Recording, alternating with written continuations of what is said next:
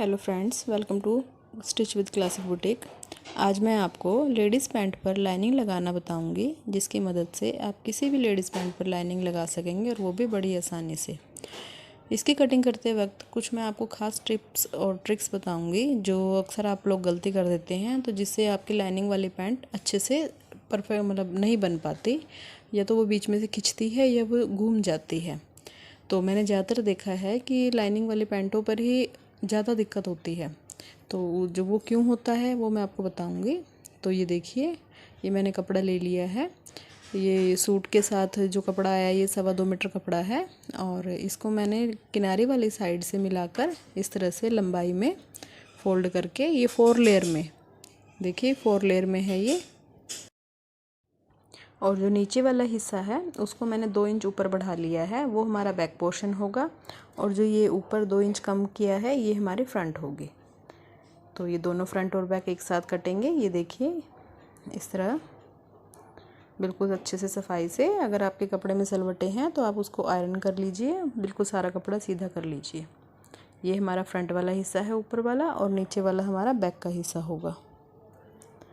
तो जो ये पैंट बनाएंगे इसका हिप साइज़ है 40, और लेंथ तैयार करनी है हमें इनकी 36, और मोरी है 6 इंच। तो उसी के हिसाब से हम इसके पैंट के निशान लगाएंगे।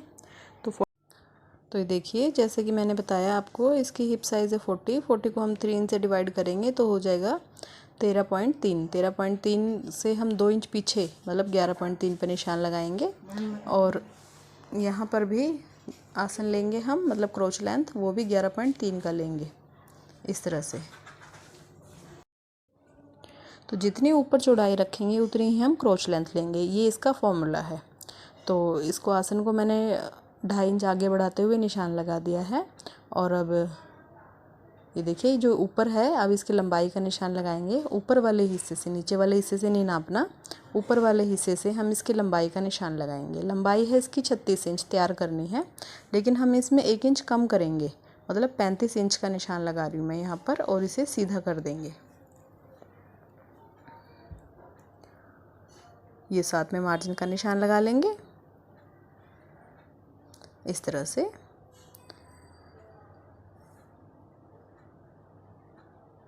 अब इसके बाद जो ये ऊपर हमने 11.3 का निशान लगाया था, इसके हम हाफ लेंगे,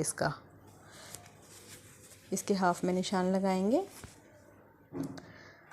मतलब कोई 5.6-7 कुछ ऐसा निशान आएगा बीच में ये, और यहाँ पर हम एक 7 इंच लंबी प्लेट का निशान लगा देंगे इस तरह से। और जितना ये 5.6 ऊपर आया है इतना ही हम नीचे निशान लगाएंगे यहाँ पर इस तरह से। और इसके दोनों तरफ हम 3.5 इंच का निशान लगा देंगे, क्योंकि हमें 6 इंच मोरी तैयार करनी है। तो ये हम 3.5 7 हो गया, ये मार्जिन में चला जाएगा बाकी कपड़ा इस तरह से। और इस निशान को सीधा कर लेंगे।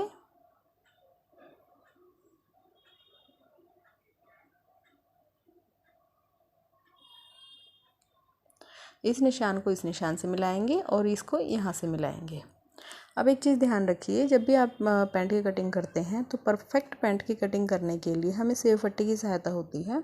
इसके बिना हमारी शेप अच्छी नहीं आती, क्योंकि सेव पट्टी हमारी बॉडी के अकॉर्डिंग ही, मतलब इसकी शेप होती है, जैसे गोलाई में ऊपर से इसी तरह से। अब इसी सेव पट्टी को ऐसे पलट कर दूसरी साइड ले आएंगे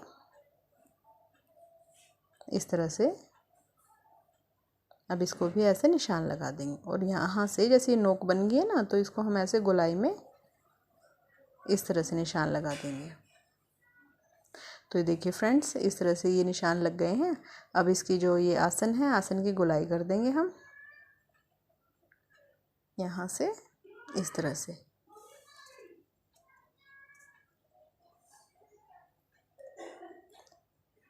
अभी फ्रंट वाला हिस्सा तो देखिए कट गया, सॉरी निशान लग गया है हमारा।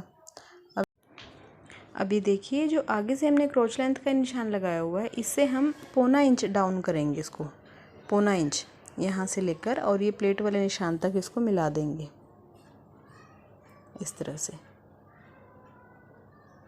ये कुछ सीक्रेट्स हैं जो कि मतलब आप अगर पैंट में अपनाएंगे तो आपकी पैंट एकदम बढ़िया तरीके की पैंट बनेगी। ये देखिए, इसको ऐसे ही काट देंगे। अब देखने में तो देखिए क्रोच लेंथ बहुत छोटी लग रही होगी, लेकिन जब आप इसे पहनेंगे तो ये बिल्कुल परफेक्ट होगी, क्योंकि पैंटों की मतलब क्रोच लेंथ ज़्यादा लंबी अच्छी नहीं लगती। अभी इसके ऊपर बेल्ट भी ऐड होगी तो ये बढ़ जाएगी। जैसे जैसे निशान लगाया है बिल्कुल ऐसे ही हम इसकी कटिंग कर देंगे। और यहाँ से सिर्फ हम 2 पीस को उठा के कटिंग कर रहे हैं, क्योंकि बैक वाले पार्ट के निशान अभी हम लगाएंगे। अब देखिए, जो नीचे की तरफ से जो लेंथ है इसको हम चारों पीसेस को इकट्ठा काटेंगे।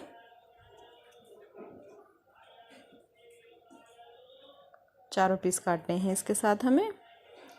ये लेंथ तो देखिए फ्रंट और बैक के बराबर होगी, सिर्फ हमने बैक वाले हिस्से में जो ये क्रॉच लेंथ है ये बढ़ानी है। और इधर किनारी वाली साइड से भी मैं ये चारों हिस्से एक साथ काट रही हूँ।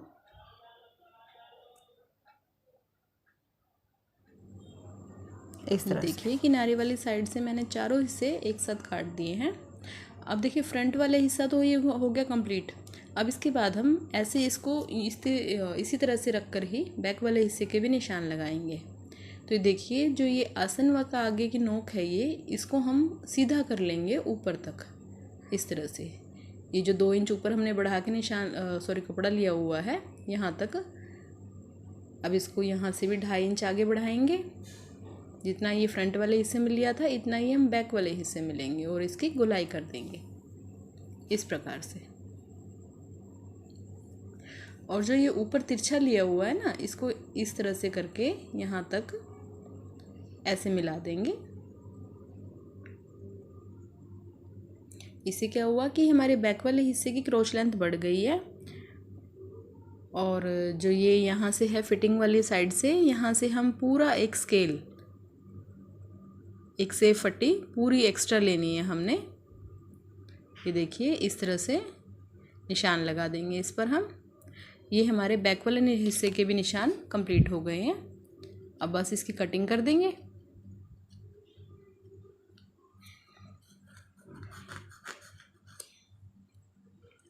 जैसे जैसे निशान लगे हुए हैं बिल्कुल उसी के अनुसार कटिंग करनी है।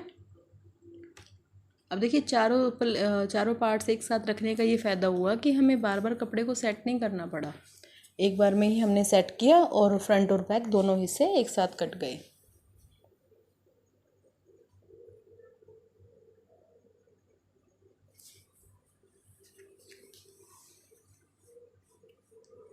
ये देखिए फ्रेंड्स, ये पैंट की कटिंग हो गई है। अब इसके बाद हम पॉकेट की कटिंग कर लेंगे। ये फ्रंट है और ये पीछे वाला हिस्सा बैक है।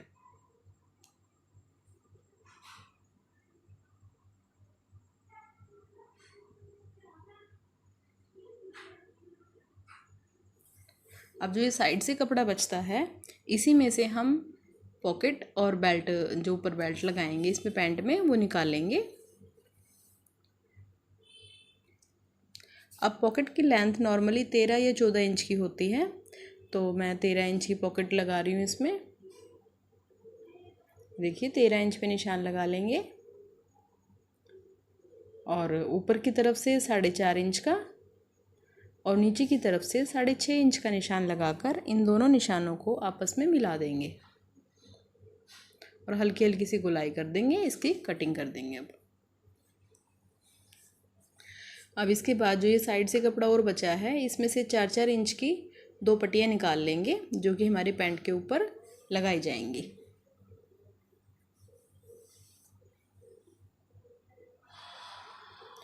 दो पट्टियाँ लगानी है, एक फ्रंट में और बैक में, ये ध्यान रखिए। उसी के हिसाब से चौड़ाई निकाल लेंगे। और लंबाई तो मैंने बता दिया आपको 4 इंच की होगी। और चौड़ाई आप पट्टी अपनी जो मतलब पैंट की जो बेल्ट है, कमर है, उसके हिसाब से निकाल लीजिए।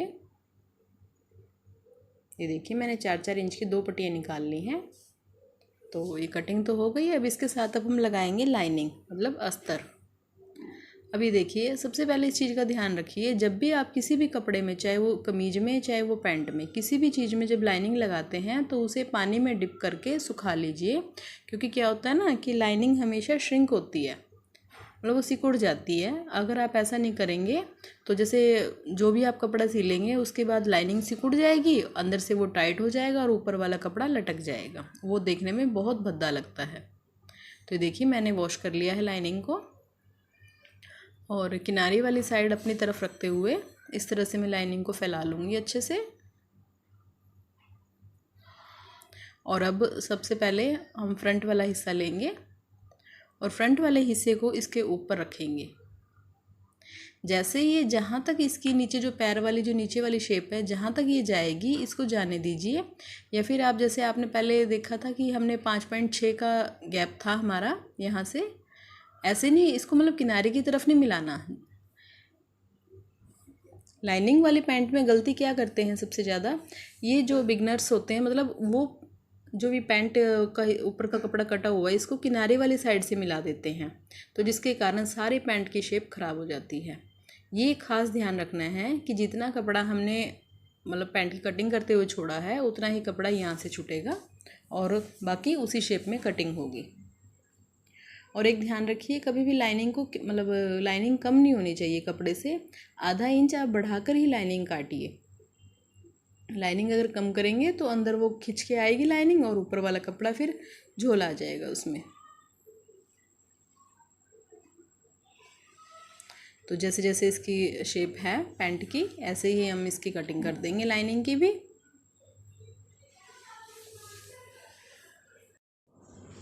तो ये देखिए फ्रेंड्स, फ्रंट वाले हिस्से पर लाइनिंग हमारी कटिंग हो चुकी है और अब इसके बाद हम बैक वाले हिस्से के लिए कटिंग करेंगे लाइनिंग की। अब जो बाकी लाइनिंग बची हुई है ये इसको फैला लेंगे।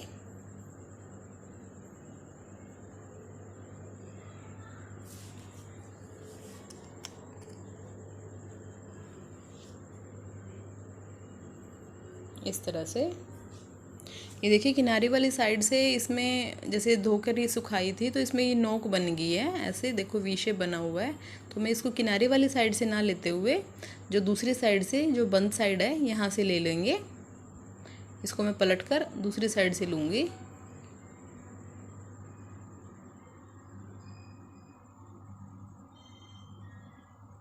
क्योंकि हमें मतलब अपनी साइड बिल्कुल सीधा रखना है कपड़ा, अगर ये टेढ़ा मेढ़ा हो गया तो पैंट की शेप खराब हो जाएगी।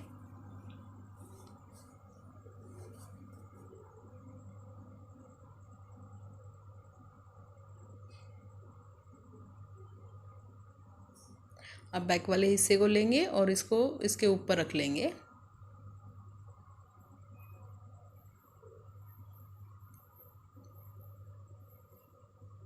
इसको भी जिस तरह से इसकी शेप कटी हुई है बिल्कुल उसी तरह से रखेंगे। वही आगे की तरफ हमें नीचे से मिलाना नहीं है, जितनी दूरी पर ये जा रहा है उसको उतना जाने देंगे दूरी पर, और बाकी जहाँ से जितना हमारी कटिंग हुई पड़ी है उसको उतना ही कट कर लेंगे।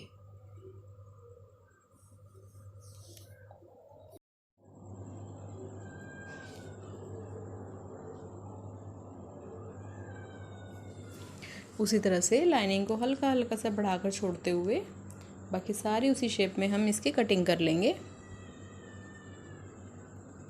ये देखिए यहाँ से जैसे तिरछा काटा था ना, बिल्कुल ऐसे तिरछी हमने लाइनिंग काटी है।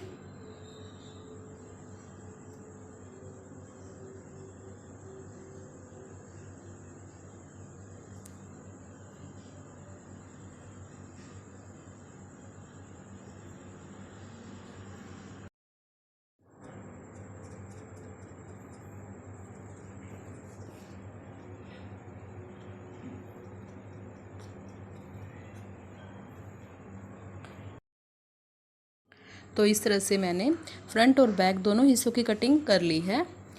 और तो देखा आपने, ये थी छोटी छोटी सी टिप्स और ट्रिक्स। अगर आप इन टिप्स को फॉलो करके पैंट की कटिंग करेंगे तो आपकी पैंट मतलब कभी भी ख़राब नहीं होगी, कभी भी कोई दिक्कत नहीं आएगी आपकी पैंट की कटिंग में। और अगर किसी भी चीज़ की कटिंग अच्छे से हो जाए तो उसकी स्टिचिंग अपने आप से ही अच्छी हो जाती है। तो आई होप कि आपको मेरा वीडियो अच्छा लगा होगा, और अगर वीडियो आपके लिए थोड़ा सा भी हेल्पफुल था तो प्लीज़ मेरी वीडियो को लाइक कीजिए, सब्सक्राइब कीजिए और शेयर कीजिए। तो मिलते हैं अगली वीडियो में। धन्यवाद।